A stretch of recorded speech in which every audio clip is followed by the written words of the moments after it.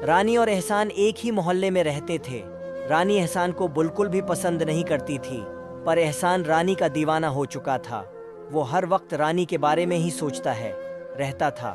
احسان چاہتا تھا کہ وہ رانی کو کسی طریقے سے اپنے بیڈ کی زینت بنائے اور رانی کے حسین و جمیل جسم سے اپنی رانی کلی کی بجائے کھلا ہوا پھول بن چکی تھی۔ آج احسان رانی کے بہت قریب جانے کا سوچ رہا تھا۔ رانی تھی تو 2 بچوں کی ماں، ایک 4 سال کی بچی اور ایک 2 سال کے بچے کی ماں۔ 5-6 سال پہلے رانی کی نئی شادی ہوئی تھی۔ رانی اپنے شوہر ظفر بھائی کے ہمراہ احسان کے گھر کے نچلے پورشن میں بطور کرایہ دار آئے تھے۔ احسان کے مما بابا اس وقت زندہ تھے اور احسان میٹرک کے امتحانات کے بعد ریزلٹ کے انتظار میں تھا۔ احسان کے بابا نے ایک دن احسان کی مما سے کہا، ظفر اچھا انسان ہے، کافی بڑا بزنس تھا، اس کا فیکٹری میں آگ نہ لگ جاتی تو آج اس کو کرائے کے گھر کی ضرورت ہی نہ تھی۔ اپنا گھر تھا اس کا۔ مال سپلائی کرنے والوں کی رقم ادا کرنے کے لیے اس نے اپنا گھر بیچ دیا، اور شادی کو بھی کتنا عرصہ ہوا ہے اس کی۔ احسان کی مما نے کہا، ٹھیک ہے نا، جب ہم لوگ گھر پر نہیں ہوتے تو احسان اکیلا ہوتا ہے، اور ویسے بھی ہمارے گھر میں کچھ آبادی تو ہونی چاہیے۔ پھر نیچے والے پورشن میں ظفر بھائی اپنی بیوی رانی کے ساتھ شفٹ ہو گئے۔ رانی کو دیکھتے ہی احسان کو اس سے پیار ہو گیا تھا، مگر احسان اس وقت 16 سال کا لڑکا سا تھا۔ رانی کی عمر تو اس وقت بھی 27 سال تھی، مگر وہ بالکل پھول کی کلی جیسی خوبصورت تھی۔ عجیب جادوگر سی موٹی آنکھیں، شرمائی سی سرخ گال، لمبی پلکیں، انتہائی نفاست سے قدرے سادہ سا لباس پہننے والی رانی کا بھرا سا جسم، 5 فٹ 3 انچ قد، لمبے سیاہ بال۔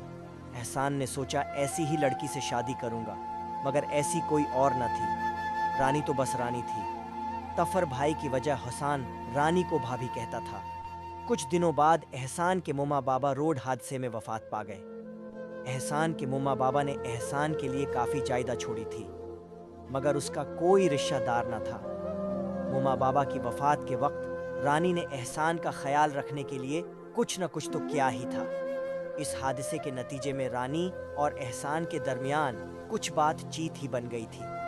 رانی ویسے تو کسی بھی مرد کو منہ نہ لگاتی تھی، مگر ایہان چھوٹا تھا اور ماں باپ کی موت کا غم بڑا تھا، اس لیے رانی کبھی کبھی اس سے بات چیت کر لیتی تھی۔ رانی کو بھی احسان کی آنکھوں میں اپنے لیے پسندیدگی نظر آتی تھی، مگر احسان نے کبھی کوئی ایسی حرکت نہ کی تھی جو رانی کو گوارا نہ ہو، اسی لیے رانی کا اس پر کچھ اعتبار سا بن گیا تھا۔ احسان 1-2 بار رانی کے کام بھی آ چکا تھا۔ ظفر کے مصروف ہونے کی وجہ سے ایک مرتبہ احسان نے اپنی گاڑی میں رانی کو اس کی ماں کے گھر ڈراپ کیا تھا، اور ایک مرتبہ رانی کو ہسپتال بھی لے گیا تھا۔ وقت گزرتا گیا، رانی اور احسان کے درمیان اپنے گھر کے فرد کی طرح کا رویہ قائم ہو گیا، کیونکہ گزشتہ 1 سال سے ظفر صاحب گواردر میں کسی پروجیکٹ پر مصروف تھے، اور 2-3 ماہ بعد ہی کچھ دنوں کے لیے گھر تشریف لاتے تھے۔ ان برسوں میں رانی 2 بچوں کی ماں بن چکی تھی، مگر وہ کلی کی بجائے کھلا ہوا پھول بن چکی تھی۔ گھر میں ملازم تو موجود تھے، مگر اکثر تو احسان رانی کے گھر ہی کھانا کھاتا تھا، یا رانی اس کا کھانا لے آتی تھی۔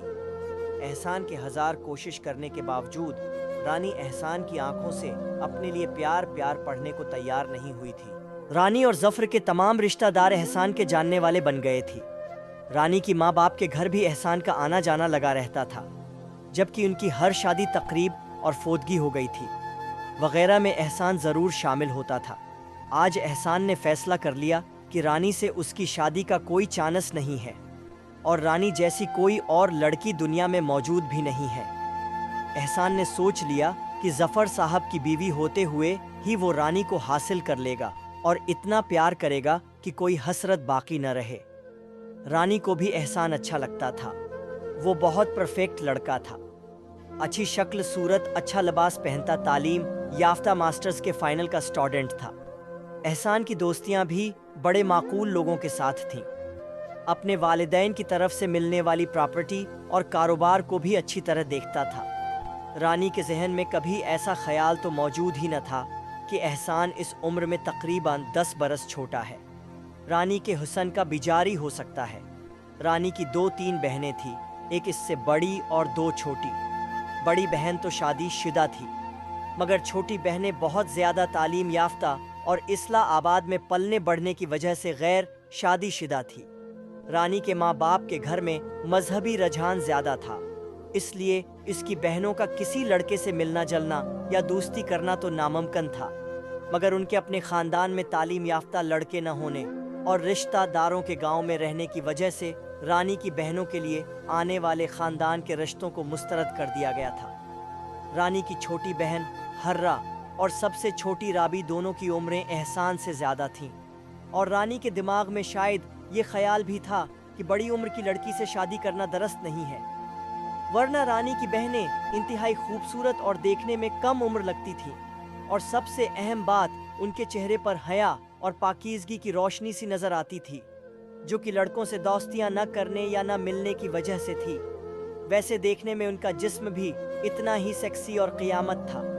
एहसान का रानी ले माँ बाप के घर ऐसे ही आना जाना था, जैसे रानी के किसी कज़न या रिश्तेदार का रानी के साथ कहीं आते जाते, या रानी की बहनें जब रानी के घर आती थीं तो एहसान का उनसे भी आमना सामना हो जाता था।